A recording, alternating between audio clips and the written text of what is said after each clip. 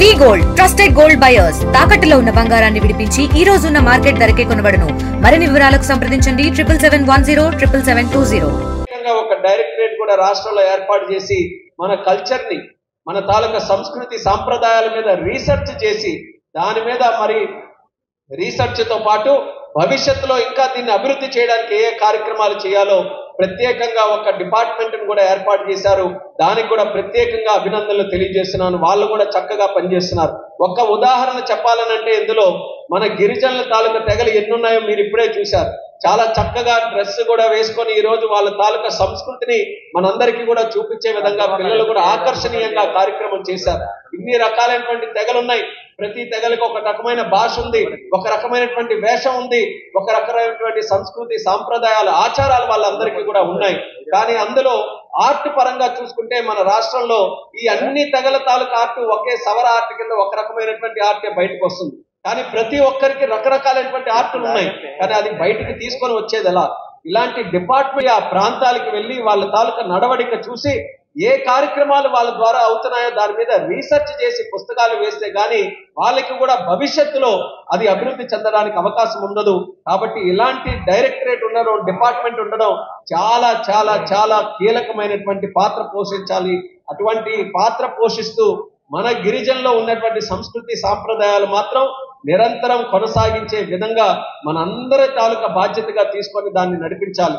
ఇప్పుడు మీరు చూస్తున్నారు ఆధునిక యుగంలో అమెరికాలో ఎలా ఉంటున్నారో మన దగ్గర అలా అయిపోతున్నారు. ఎందుకనంటే ఈ ఫోన్ తాలూకా కనెక్టివిటీతో అక్కడ చూస్తున్నాం ఇదే గొప్పగా ఉంటుందేమో, ఇదే అభివృద్ధి ఏమో, ఇదే డెవలప్మెంట్ ఏమో అని మనం మన తాలూకా విలువలు, మన సంస్కృతి ఇవన్నీ కూడా మర్చిపోయి వాళ్ళలా బిహేవ్ చేస్తున్నాం. కానీ ఈరోజు మన తాలూకా సంస్కృతి, మన భారతీయ సాంప్రదాయాలు, మన తాలూకా పూర్వీకులను కాపాడుకోకపోతే మరెవరు కాపాడడానికి ముందుకు రారు. అటువంటిది దీని మీద కూడా ప్రత్యేకమైనటువంటి దృష్టి పెట్టాలి. ఇప్పుడే మన మంత్రి గారు కూడా చెప్పారు, గతంలో ఎలా మనం ఇది అన్నం తినాలనంటే ఎంత కష్టపడి ఆ రోజు నందమూరి తారక రామారావు గారు ప్రత్యేకంగా ఐటీడీఏలు పెట్టి ఐటీడీఏలను కూడా ఒక గ్రోత్ ఇంజన్స్ గా మార్చి అక్కడ కూడా కావాల్సినటువంటి అవసరాలకి అక్కడే ప్రభుత్వ అధికార కేంద్రంగా తయారు చేసి ఐటీడీఏలు నడిపించడం వల్ల ఒక ప్రత్యేక ఫోకస్ మనం పెట్టగలిగాం. ఐటీడీఏ ప్రాంతాల్లో చాలా కార్యక్రమాలు అక్కడి నుంచే నాంది పలికాయి. దానికి ముందు ఎప్పుడు కూడా ప్రభుత్వం నుంచి డైరెక్ట్ కనెక్టివిటీ ఉండేది కాదు. ఒక అధికార కార్యక్రమాలు చేయాలన్నా, అధికారికంగా ఏమైనా స్కీమ్స్ డిస్పర్స్ చేయాలన్నా, లేకపోతే ఆ ప్రాంతానికి స్పెసిఫిక్ గా ఒక డెవలప్మెంట్ ప్రోగ్రామ్స్ చేయాలన్నా అంత పట్టు ప్రభుత్వానికి ఉండేది కాదు. కానీ ఆనాడు విశ్వవిఖ్యాత నట సార్వభౌముడు నందమూరి తారక రామారావు గారు గిరిజనులు వాళ్ళకి గుర్తించి వీళ్ళ అభివృద్ధి చెందాలనంటే వీళ్ళకే ఒక డిపార్ట్మెంట్ ఉండాలి, ఇక్కడే ఆఫీసులు ఉండాలని ఐటీడీఏలు ఏర్పాటు చేస్తే ఆ రోజు నుంచి అభివృద్ధి అంతా కూడా ముందుకు నడిపించే అవకాశం వచ్చింది. అలాగే ఆ రోజుల్లో మరి అన్నం గురించి చెప్పారు. అన్నం ఎలాగ తిన్నారు, రాగి తింటున్నారు, ఇంకా అప్పుడు జొన్నలు అవన్నీ కూడా. అయితే మీరు అందరూ కూడా తెలుసుకోవాల్సింది, ఈ రోజు ప్రపంచంలో ఎంత డబ్బు సంపాదించిన వ్యక్తి అయినా తిరిగి మళ్ళీ రాగికి జొన్నలకి ఈ రోజు తినడానికి వస్తున్నారు. అన్నం కూడా ఈ రోజు తినట్లేదు. అంటే మీ సంపద బంగారం లాంటి సంపద ఈ రోజు గిరిజనుల దగ్గర ఉంది. ఇది ఈ రోజు కాకపోయినా రేపైనా ప్రపంచం దాన్ని గుర్తిస్తుంది.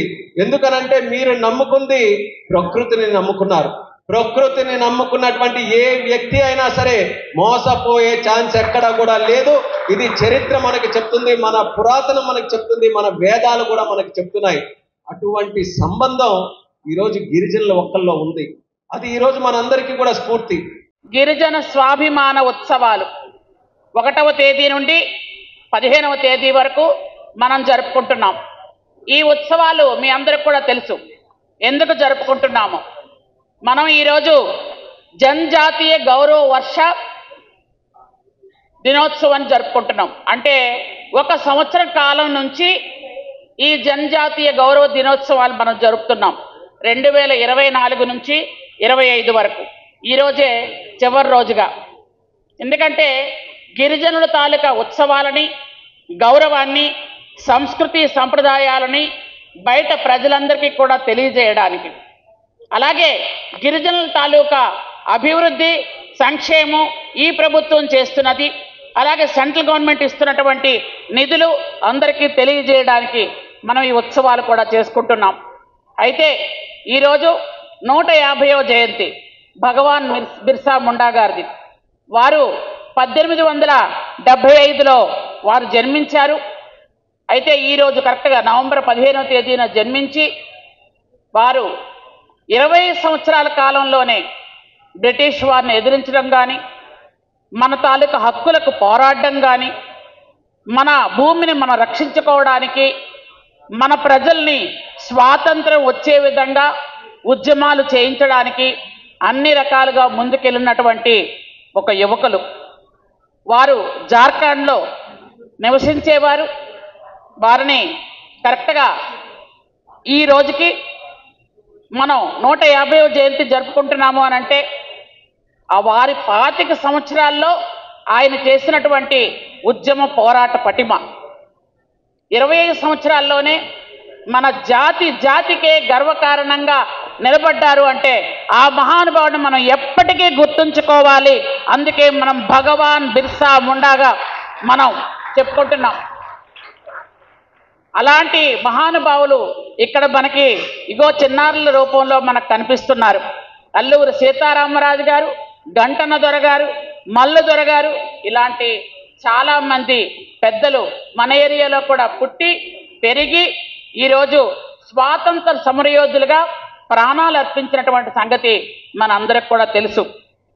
అలాగే బిర్సా ముండా గారికి ఆయన తెగే ముండా అనే తెగకి సంబంధించిన వాళ్ళు. వారికి దర్దీ ఆబా అని కూడా పిలిచేవాళ్ళంట. అంటే దర్దీ ఆబా అంటే మీకు తెలుసు కదా, భూమి తండ్రి అని. అంటే 25 సంవత్సరాల్లోనే ఆయన భూమికి తండ్రి అని పిలుచుకోబడుతున్నారు అంటే ఒకసారి ఆలోచించండి ఏ విధంగా ఆయన పోరాట పటిమ ఉండేదో. అదే పేరు మీద, ఆ పేరు మీదే ఈరోజు కేంద్ర ప్రభుత్వం కూడా దర్దీ ఆబాలో మనకు ఎన్నో సంక్షేమ అభివృద్ధి కార్యక్రమాలు అందిస్తున్నారు. అలాగే మనం కూడా ఈరోజు చూసుకున్నట్టయితే భారత గిరిజన ఉద్యమానికి శాశ్వత చిహ్నంగా బిర్సా ముండా గారిని మనం ప్రశంసించుకుంటున్నాము అంటే నిజంగా ఆయన కీర్తి అప్పుడు ఎంత వ్యాప్తి చెంది ఉండేదో ఒక్కసారి ఆలోచించండి. ఆయన స్ఫూర్తితో మనం ముందుకు వెళ్ళాలి. ఈరోజు మన ప్రభుత్వాలు కూడా, ఈరోజు కూటమి ప్రభుత్వం వచ్చిన తర్వాత గిరిజనుల తాలూకా హక్కులు కానీ, గిరిజన చిహ్నాలు కానీ, గిరిజన సంస్కృతి సంప్రదాయాలు కానీ అందరికీ తెలియాలనే ఉద్దేశంతో ఈరోజు ముందుకు వెళ్తున్నాం. ముఖ్యంగా మన 1వ తేదీ నుండి 15వ తేదీ వరకు చేసినటువంటి కార్యక్రమాల్లో మీ అందరికి కూడా తెలుసు. ట్రైబల్ హీరోస్ ఎవరైతే ఉన్నారో స్వాతంత్ర సమరయోధులు ఇప్పుడు అక్కడ కూర్చున్న వాళ్ళందరినీ పరిచయం చేసుకోవటం, అలాగే జన్మన్ కానీ కానీ ఆది కర్మయోగిలో కానీ మనం అన్నీ కూడా సెంట్రల్ గవర్నమెంట్ నుంచి మనం స్కీమ్స్ తెచ్చుకునే ఏర్పాట్లు చేసుకోవడం.